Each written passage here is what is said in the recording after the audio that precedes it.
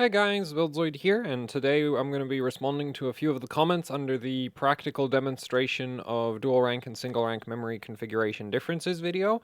But before we get to that, I want to talk a little bit about why I made this video the way I made this video. So, I originally had the idea for this video like a month or two ago, and then I didn't feel like doing it because it's a pretty tedious video to do, and I wasn't I wasn't sure that it would be that effective in terms of conveying the information I wanted it to convey. So yeah, but then then recently dual rank and single rank kind of got into the news, and I was like, oh well, I guess I can do it now. So that's kind of why the video is, that's why the video is here now. The main reason the video is the way it is because I came to the, because here's the thing, I've done videos about dual rank and single rank memory configurations and memory topologies and like all this stuff, like everything covered in this video, I've covered before in the past in shorter videos, but for whatever reason, nobody seems to remember anything I said in those videos. So, or at least those videos are really hard to understand, and then of course, like, yeah, so I thought about why is it so hard for people to like understand what the hell is dual rank and what the hell is single rank, and well, ultimately I ended up with now comments under the video about quad rank, which I'm just like, if 2 plus 2 is 4, I mean, if 1 plus 1 is 2, right? What's 2 plus 2? Like, come on. Why do I have to explain everything? Anyway, so, yeah, but ultimately I came to the conclusion that the reason why people have such a hard time wrapping their head around memory ranks is because they can't visualize memory ranks. And so this video, like, I show the memory sticks, and that's kind of the whole point. It's just like, these are the different memory configurations. This is how they behave in terms of performance. And 4x8 performs the same as 2x16 dual rank because both of those configurations on a dual channel CPU are dual rank. Right? And then 2x16 single rank and 2x8 single rank perform the same because they're both single rank. That was the main point of the video, was to demonstrate those differences, and hopefully it achieved hopefully this made the topic easier to understand. Because the funny thing is, if you just wanted the theoretical explanation of how memory ranks work, there's an excellent 2-paragraph article on Wikipedia. You can go read that. Highly recommend it. Though it might be a bit hard to understand if you don't have a bunch of background knowledge. Like, that's kind of the annoying thing I think with this topic, because like, I watched like some Hardware Unboxed did a bunch of testing on dual rank and single rank, and Gamers Nexus unintentionally did some testing on dual rank and single rank, and you see comments, and I see the comments under those videos, and I'm just like, but the video seemed completely fine to me, right? Because I've watched those videos mostly just to reaffirm that I'm not getting, like, that they're not, well, to check that my own results make sense and that their results don't, do something weird either. And the thing is, I see the comments under the videos, and I'm like, but the video seemed clear enough to me, and I assume the reason why it seems completely clear to me is because I have a bunch of background information that most people are missing. So that was kind of the goal of this video, was to try address that. Anyway, let's move on to the questions that I ended up getting. So first up, we have this, or not questions, comments. So the first comment that I want to address is, you could have entered the results into a spreadsheet and made a graph as a visual presentation in your final conclusion. Yeah, see, that sounds like work. Though I am kind of annoyed that I didn't do a better job of like tracking the results throughout the video. The thing is, it didn't occur to me until I was like 40 minutes into it that like I wasn't tracking the results in a way that you could actually see. Because I was writing them down on a piece of paper, and then I was like, wait a minute. That doesn't work. Because you can't see. I can see the paper. You can't. So that's a problem. So yeah, I should have tracked the results better. As for a graph, I find bar graphs are complete. Like, I don't know why you'd want a graph. Like, graphs, in my opinion, like, graphs are just dumb, as far as I'm concerned. Like, unless you're trying to find some kind of like scaling relationship, graphs are really dumb. Right? And what I mean by scaling relationship is, like, if you're testing the behavior of like voltage versus clock speed, or temperature versus power draw, or power draw versus frequency, or, you know, some kind of, like, you have two variables that affect each other somehow. And we don't really have that here because, like, what are the variables? The clock speed, the timings, the memory ranks? Like, no, that doesn't bloody work. This is stupid to present as a graph. Also, like, yeah, so as far as I'm concerned, a graph would have been stupid. I wish I had tracked percentages, because I actually really like, when it comes to any kind of performance discussion, in my opinion, the best way to present performance differences is percentages. Because if somebody tells me, you know, like, yeah, this CPU completes X workload 50% faster than this other CPU, and I know that this other CPU, or I should have gone more like CPU A, completes some workload 50% faster than CPU B, and I know the workload normally takes 10 minutes with CPU B, then I know that CPU A can do it in 5 minutes, which is a significant amount of time to save depending on how often I'm running the workload, you know? So that's a useful way of discussing performance in that context. But also, if I know that the workload takes 1 millisecond on CPU B, then I don't actually care if it takes 0.5 milliseconds on CPU A, right? It's like, yeah, sure, that's faster, but that doesn't really affect me, because if I don't run the workload a lot, it's half a millisecond. I don't care. You'd have to run it, you know, like way too much. Like at that point, you might just measure the workload as like the combined time of multiple passes of that workload, right? And if somebody tells me that, oh, this is 5% faster than this, then I'm like, okay, well, that doesn't really make much of a difference to a, from a human perspective. Like, yeah, 5% is, you know, very measurable. It's not very, like, that's well outside of margin of error for a lot of sort of performance testing on computer hardware. It's also like you won't notice a 5% FPS difference. You just won't. Like, if you don't have something measuring the FPS, you won't notice that kind of difference. It's too small. So I like talking about percentages for performance, and graphs are still stupid. So yeah, he kind of has a point, but too late. I don't edit, so like I'm really happy actually that it only took me. Well, there was a bunch of time I put into like pre-testing and setting up the video, but I'm really glad that I didn't end up shooting that video 10 times, because that was the other thing. I was really worried that, you know, because of how much stuff I need to cover in that video, I would end up shooting it way more. Like, I would end up like, I'd go through it, and then one of the tests wouldn't like do the thing I wanted it to do, and then I'd have to like figure out why it's not doing it. And luckily nothing like that happened, so that's good. But anyway, so he kind of has a point, but graphs are dumb. Can you expand on what you mean by I did this on Intel because on Ryzen the performance would behave all kinds of weird? What did you encounter on Ryzen? Well, the thing is, it's more a case of what you don't encounter on so the problem with Ryzen, okay, is that your memory controller is stupid. Okay, Ryzen's memory controller is really dumb because it has an Infinity Fabric link to the cores. It's not like Intel's memory controller where you can just keep raising the memory clock speed and the performance basically just keeps going up and up and up, assuming that, you know, you're not loosening out the timings by a disproportionate amount. Whereas with Ryzen, once you go outside of the Infinity Fabric range, things go straight to hell. Like, your performance just drops off a cliff out of nowhere.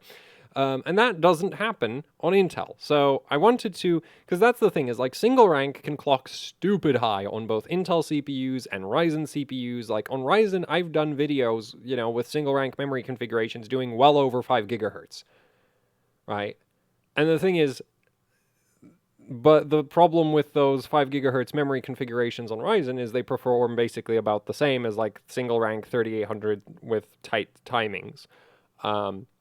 So there's no point running those kinds of frequencies. And so the only advantage single rank has, which is it can clock higher, doesn't exist on Ryzen, because you can't, like, yeah, sure, you can clock the memory high, you lose performance doing it though. So that's kind of the performance behaves all kinds of weird. So on Ryzen, dual rank actually has even more of an advantage because you just can't clock any higher than whatever your Infinity Fabric does, right? So if your Infinity Fabric tops out at 1900, the best memory speed that's worth running for day-to-day usage is 3800. You can hit that on basically, like, you can hit that on dual rank just the same as you can hit it on single rank. And like, as you saw in my Intel video, like, dual rank was beating single rank with a 400 megahertz clock speed disadvantage. Imagine what dual rank does when the clock speed. Imagine what dual rank does to single rank when the clock speeds are the same, right? Like, so. And the other thing is, so doing the demonstration on Ryzen just wouldn't work because, yeah, I could clock the single rank setup really high, but you wouldn't see any, like, the performance behavior would be, like, skewed by the Infinity Fabric and really weird. So I didn't want to do that.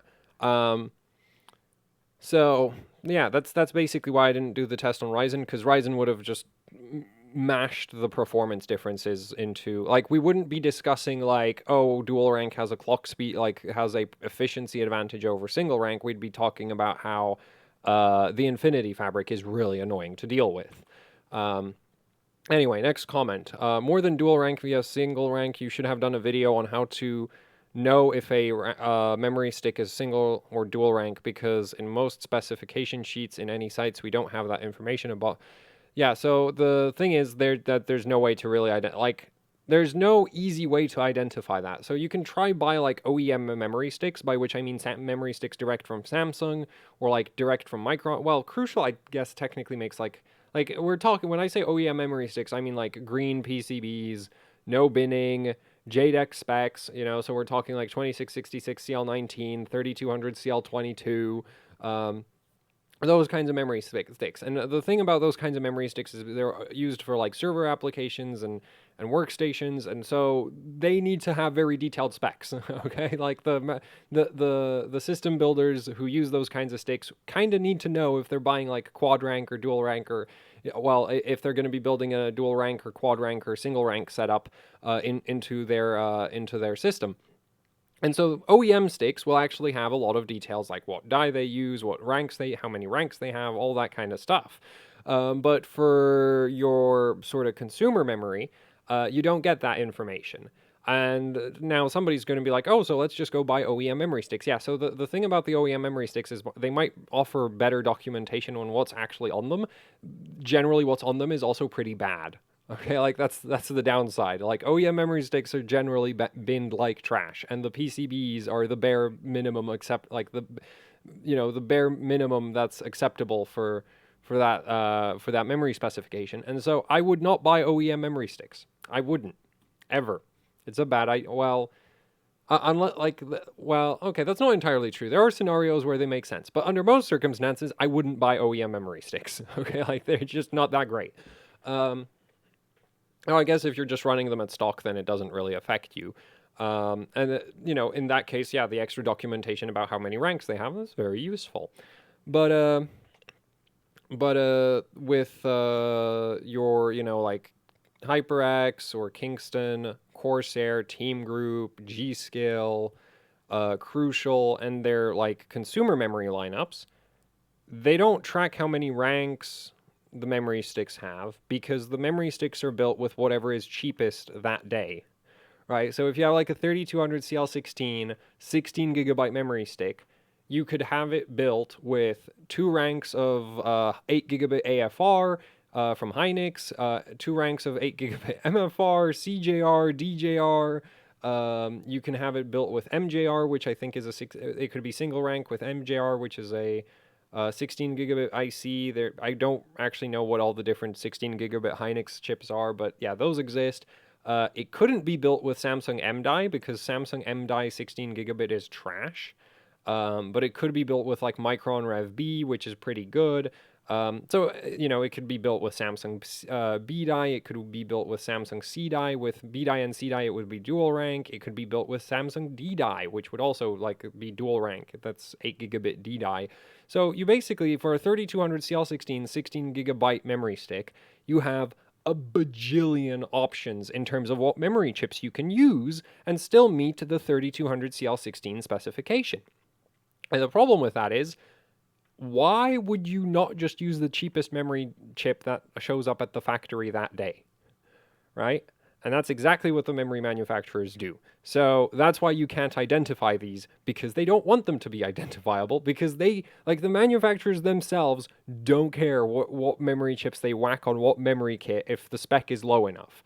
There are exceptions to that. Or, well, actually, no, there's no exceptions to that. Like, if the spec is low enough, you just kind of get whatever the hell happens to show up that day. Dual rank, single rank, doesn't matter. Whatever's cheapest goes onto the stick. In fact, you can actually get memory sticks with like laptop memory chips instead of desktop memory chips, which there's no, as far as I know, they don't really have like a performance disadvantage or anything. The main difference is that the chips, there's 4 of them instead of 8. But anyway, so yeah, so memory sticks can get just kind of like there's just tons of variety in terms of how you can configure a 3200 CL16 memory stick. Now, if you are buying like a 3200 CL14 16GB memory stick, the manufacturer kind of just has to use Samsung BDI because you don't do TRCD14 on any of the other memory chips.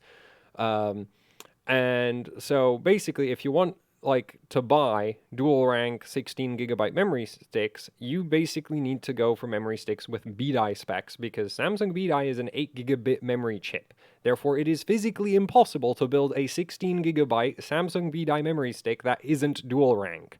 And so that's one way to guarantee that you have a dual rank stick. Also get the BDI. The downside to that is BDI is expensive, so you're going to be paying way more for your 16GB BDI stick than if you were buying, say, 2 8GB sticks, because there's basically no way, like, you can't get a stick with less than 1 rank on it, right? You can't buy like 2 8 half rank sticks. So basically, if you want to buy cheap dual rank setups, you're kind of stuck buying 4x8. That's the most safe way of getting dual rank in a cheap configuration, because the 16GB sticks are just going to be basically whatever happens to be available that day. So yeah, that's kind of that, and that's why I don't have a video covering that, because there's just no way to really deal with it. It's just, yeah, like there.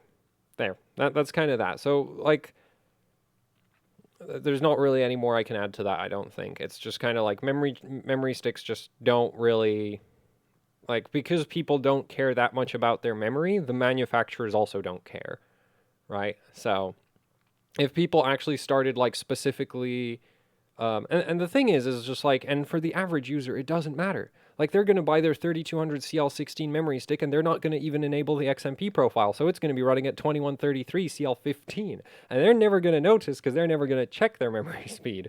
So, like, and so that's kind of the thing, is just like most people don't care about this kind of thing, and the people who do care, well, you get to pay extra.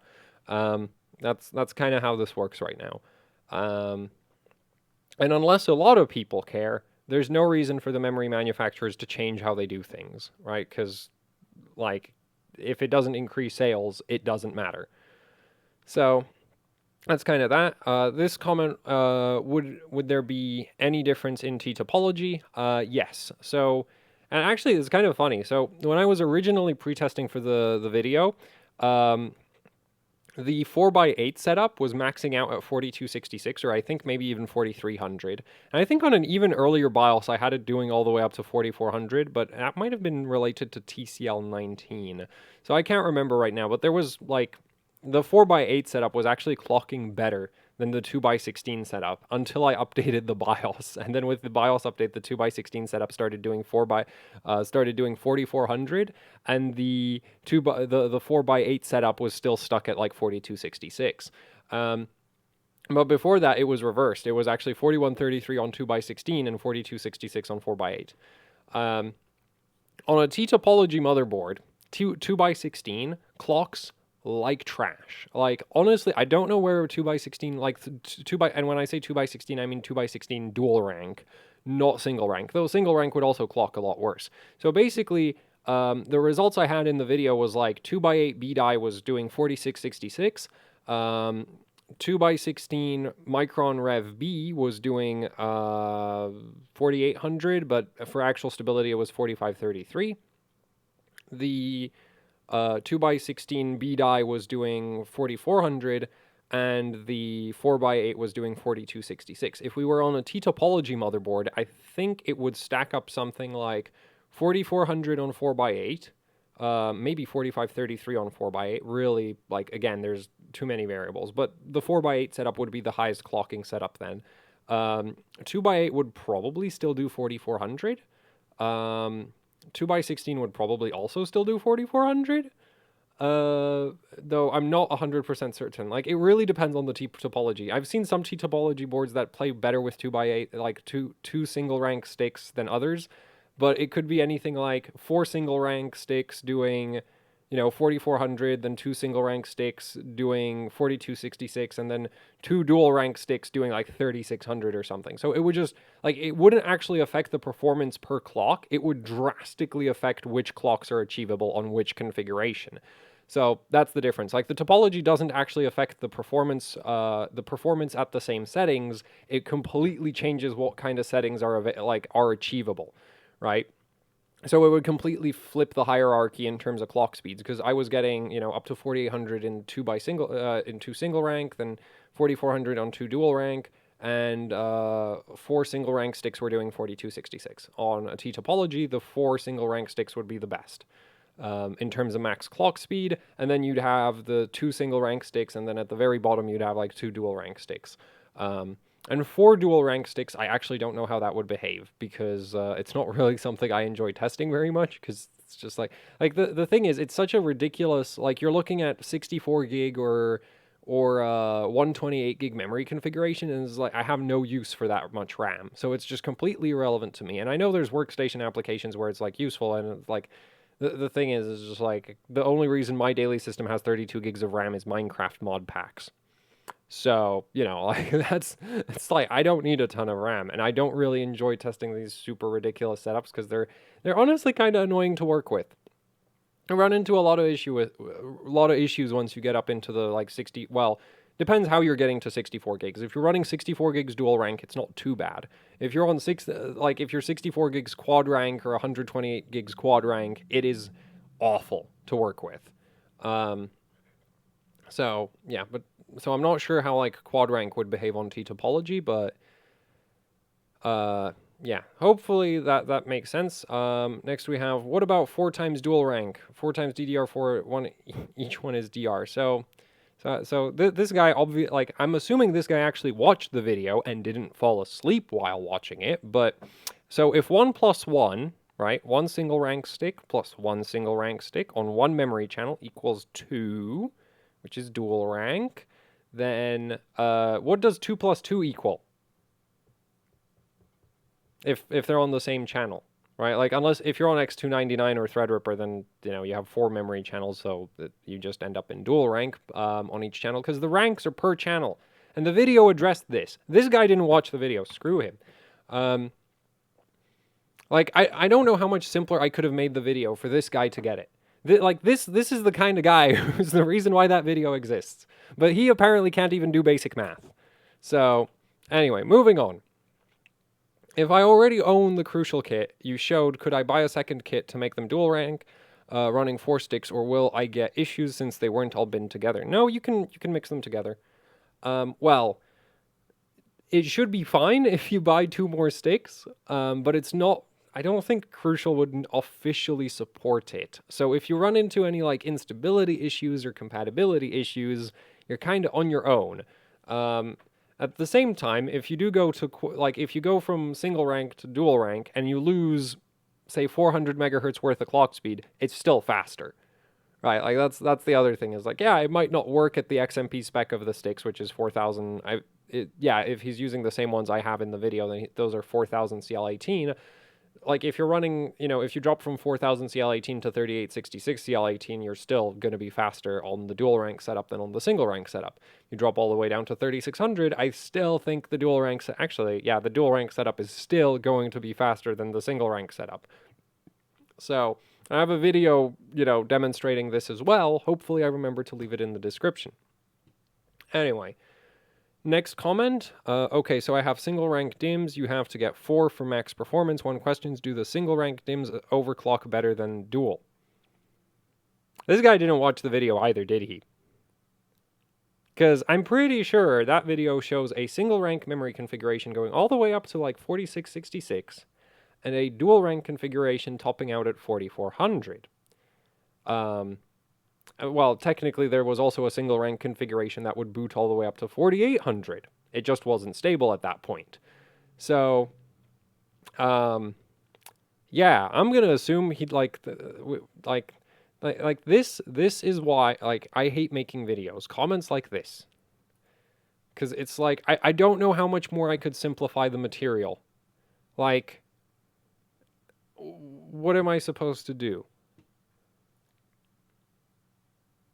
Also, I'm not really because here's the thing. At this point, I'm kind of starting to overthink the question. Is like one though, like, is he asking if single rank dims can clock higher? Well, yeah, yes, and that was demonstrated in the video. Is he asking if single rank dims have better overclocked performance? Well, depends on like what kind of clock speeds you're able to achieve, what kind of settings, what kind of timings. How does your motherboard play with dual rank versus single rank? Under most circumstances, dual rank will win.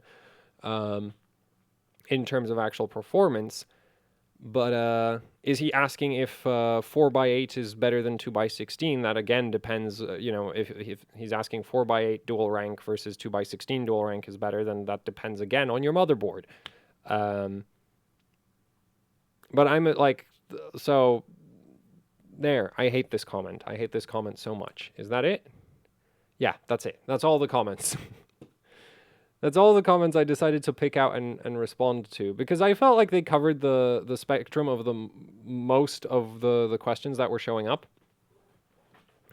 Like, I had a couple questions about quad rank being a thing. There was a couple couple comments that were like, is quad rank a thing? Yes, it is. How does it perform? I don't know. I don't like it. So let's just put it that way. Then there was a bunch of comments about like, you should use graphs, and I'm like, no, because people look at graphs and then they don't understand them. Like, that's the other thing, is like when because there's plenty of videos showing dual rank setups beating single rank setups with lovely colorful graphs. People still don't bloody get it. So obviously the graphs ain't working. Anyway, yeah, there was a bunch of comments and asking about like how to identify sticks, which if you already have memory sticks, you can check if they're double-sided. That'll basically always, like, if you're buying like consumer memory, you're not going to get a double-sided single rank stick. That's not a thing as far as I know.